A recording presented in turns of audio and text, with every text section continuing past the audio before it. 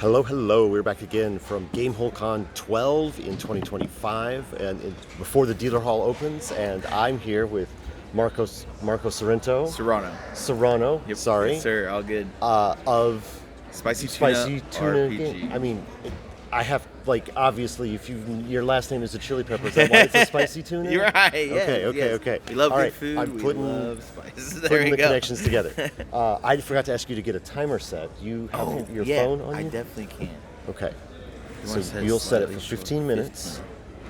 And as soon as you push, we can't talk about the game until you push the timer. Perfect. Timer. 1, 5. There you go. Great. What kind of game do you want to make? What kind of pieces do you want to use? Oh, what's in this box? That's a product sample box. We got some D6s in there. Some pieces. Oh, this is cool. Okay. Yeah, let's see what we have first. And then look at this little monster. Oh, it's a monster face. Yeah, okay. Is that suggesting a theme? Potentially. Maybe. Let's see. Oh, nice. They do this stuff. So these are making me think of signs. Signs? Yeah. I was thinking of the monster has these three slots on the thing. So there's a monster with 3 eyes, and they're kind of looking in different directions or meaning different things. Is that something? It could be something. I wonder if not necessarily, maybe not a monster as much as an overseer of sorts. Okay. We're beginning to get a theme there. I know it's a different one this year, but yeah. What about something okay, so this is really bright, but it's obviously very destructive. Yeah. So what if there's kind of an ongoing darkness or darkening, and maybe it's a simple kind of cozy game, and what you do is you go around and restore signs. Okay. Kind of restore your town. Yeah. From this there's bleak.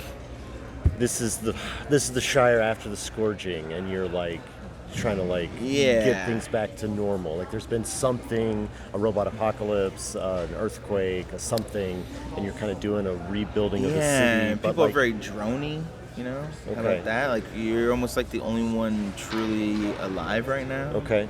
People are kind of in the gray.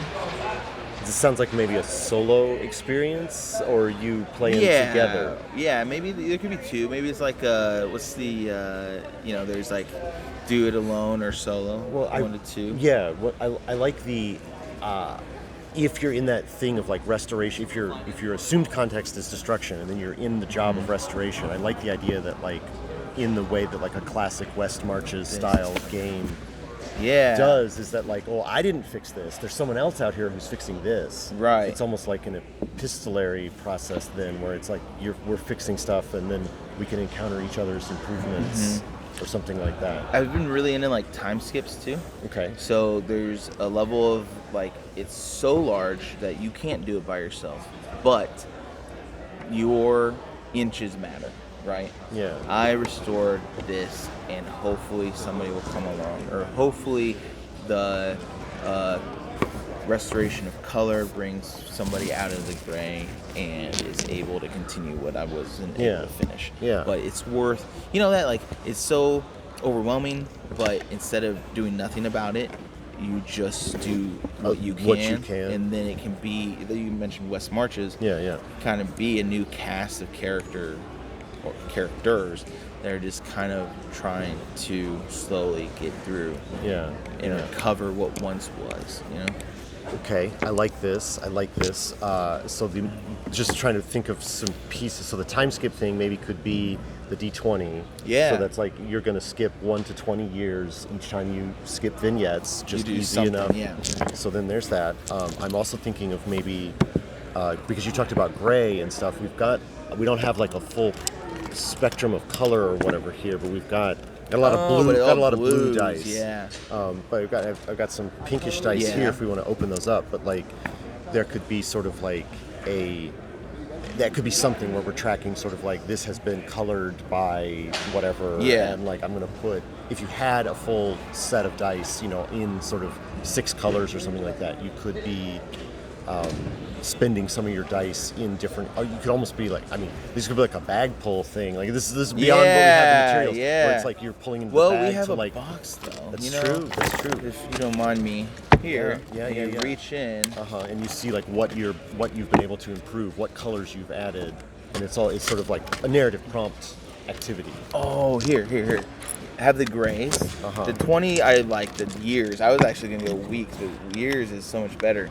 So we can pull, and obviously they're different sizes right now, but we can pull and see like some stuff can backstab or something like that. Yeah, like and I pull think one of the gray dice, then then you're not as successful with it. Yeah. This is really cool. It's dice pull, unseen, bag pull is probably ideal. I think what's also ideal is, and we can, in a 15-minute game jam, we can say, we can have a year roll and then a success rating based on like colors versus whatever. The size might matter too, but we would maybe have like tables if we had time to. But we can do it on a scale, right?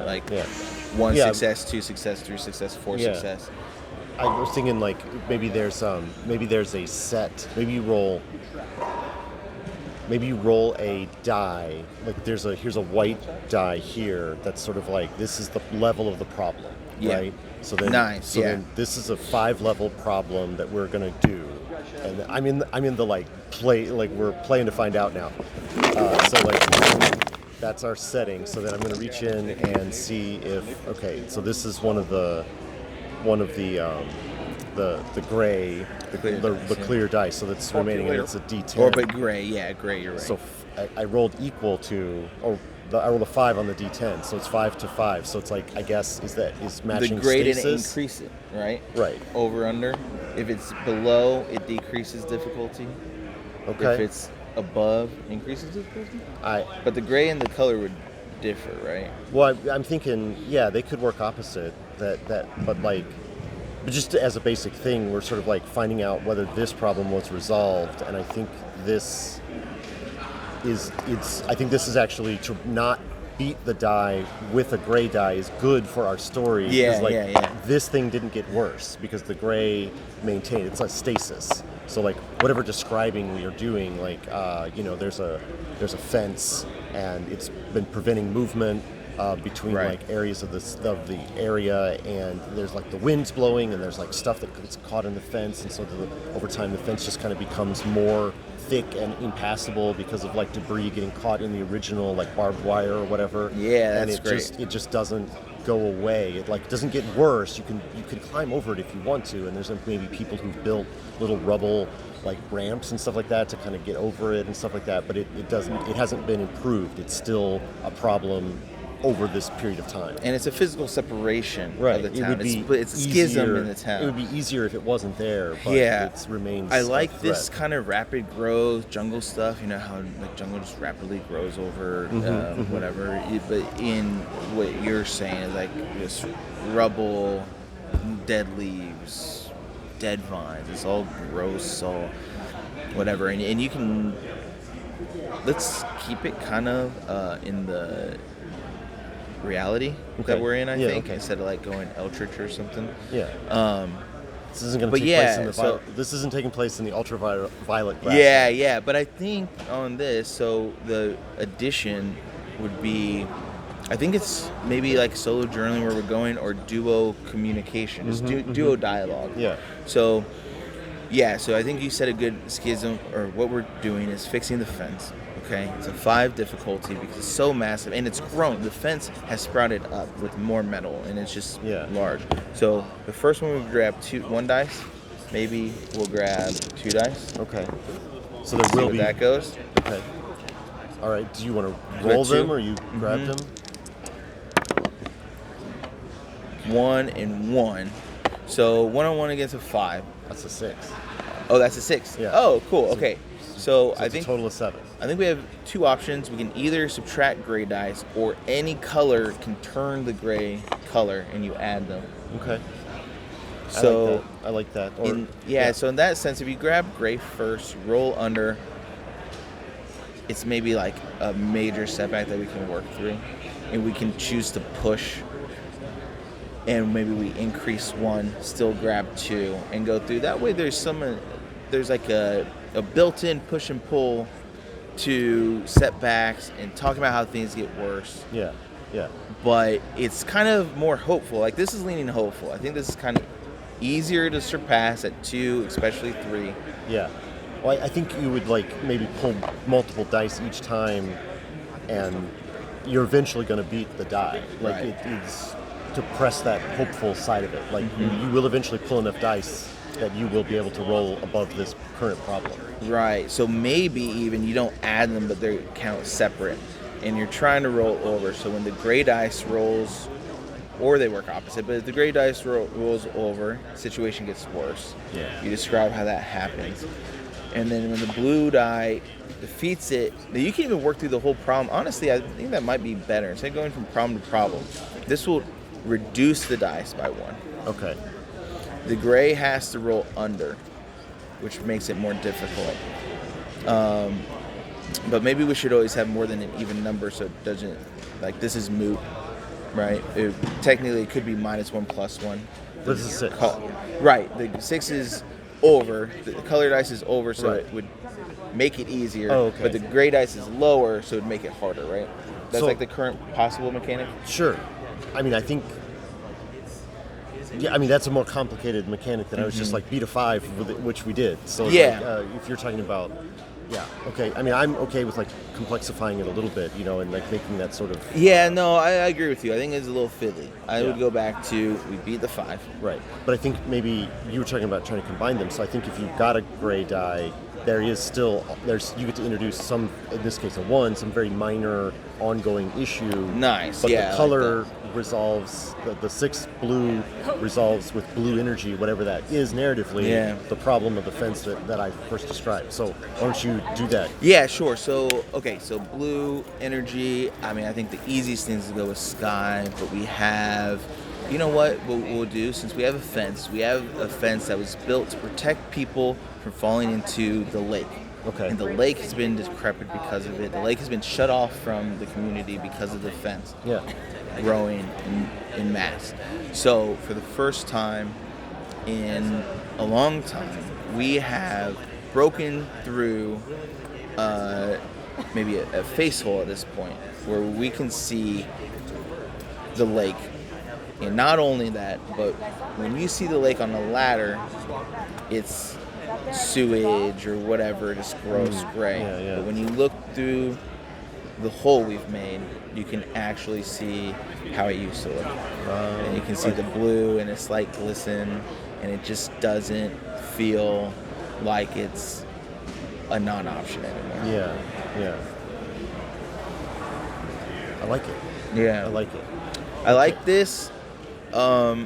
I wonder, and I don't think it needs this, because I think it's okay so what I envision this is 30 to hour-long play sessions. Yeah. Optional kind of legacy as you go. You might have journal notes, or you just might have notes in general, Yeah. even from your dialogue. And then there could be optional mechanics potentially to like decrease your gray dice over time, if you like track successes or something. But honestly, I feel like it's okay if a full session, say a 30-minute session we're playing, you make very small or no progress. Yeah, I think that's appropriate for the sort of tone we set out with. That, like, it takes a lot of work to recover from disasters. In years, and we're rolling years. Right. So we don't have too much more time. Do we want to like quickly try to do another problem? Sure. Yeah. Like real quick. So okay. We'll do the so risk side. It's a small problem of a 3, but it's been 18 years. Okay. So you want to pull 1 die, see what that. Yeah. See what. I'm trying not to feel the size. Okay. Oh man, another. Okay, another gray. Another gray. Let's decide our problem first. Yeah. So let's move on to a new problem. Let's Yeah. just say the local, what used to be an art shop has been reduced to rubble. but nobody had taken the time. Right. Nobody had the time to even work through it. Yeah. So we're trying to restore. We're actually trying to get maybe more, kind of tools for ourselves. Yeah. We're not purely chipping away at large problems. We're There's also like you have capacity to think about art for the first time in a while. Yeah. Like, survival is maybe a little more secured, but like art is now a crisis. An option. Yeah, yeah. So I like that as a thing. The downside is that we rolled a 12. So I think what that means is that yours is so interesting, because what I was going to say is what it means is we would have regressed and not had the resources or the strength or the tools yet to move the rebel. The rebel's concrete or whatever is too heavy for us, and we weren't able to do it. So cool. All right. So we're done with our design time. So I think what we do is we've got to ask some questions now. Okay. So what about anything that we did here excites you as a designer? Like you're like, this has some juice, this part of it, I like that. Like you don't have to like the whole thing. But there's something here that excites you. What? I think the dice pool is really cool. I think if they were all D6s, I think we would be in a better spot. Yeah, we probably shouldn't have put the... Which is, I think we had what we had, right? That was a set it clear. Because the likelihood of fail on a 12 is 75%. Right. And I think the equal give and take, I think we would benefit from a range of 2 to 3 stats that we were able to plus one, just a +1. Yeah. Like, stuff like that.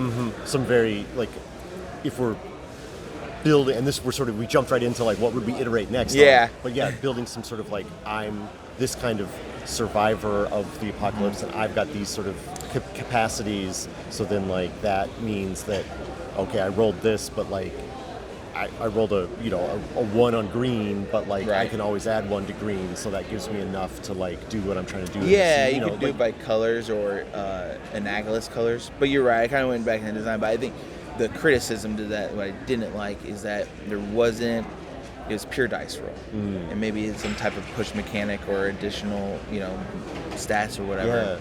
Some way to build and grow through. I do like the push. Yeah, there's push something there. Cool. There's something there, especially if you're trying. Especially if that like idea of like going out into the wasteland to like kind of collect or discover enough for whatever you're trying to build a community. There is sort of that, that risk reward to that. That would be really strongly tied as a theme to or as a mechanic to the theme. Yeah, I think there's like simple resource mechanics you could add to allow you to push and have something to risk too. There's something there. But I really like the dice pool. I like the theme a lot. Yeah, the theme is really exciting to me because like I forget even what I played. Oh, it was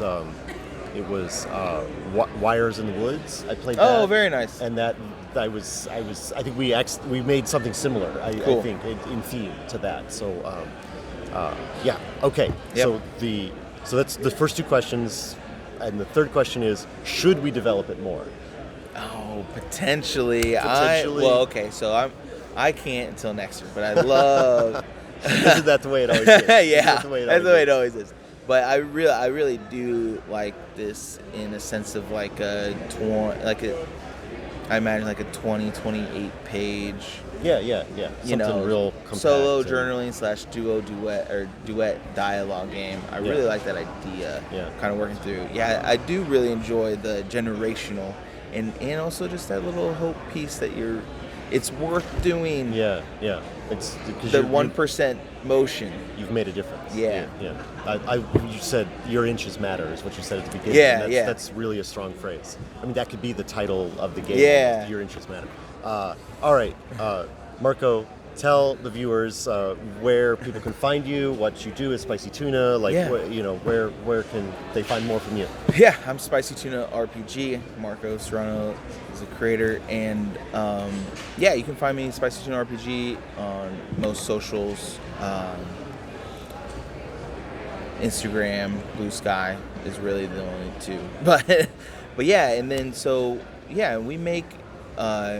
I cut my teeth in writing mothership modules, and I still have a deep love and connectivity to that publishing group. So I'm going to continue doing that. But I've really have figured out that game design is not as scary as it was, and I really love and feel a lot of fire behind smaller zine-style games right now, which is what I'm designing right after I get past. I'm finishing this 176-page hardcover right now, and for Mothership. And once it's done, I have my projects lined up that I'm going to finish and I'm stoked about, and continue developing those kind of small systems that get you to play, and very insular experiences that are like made for like those, like that slice of experience. So that's what I'm mostly into right now. So. All right, and I think can you get your stuff you have published like as part of Itch, or is it part of like a Mothership community? Yeah, I'm SpicyTunaRPG at Itch, on DriveThruRPG. Tabletop Bookshelf has my first game, Greenhorns, which I'm really proud of. It's this weird space planet building RPG.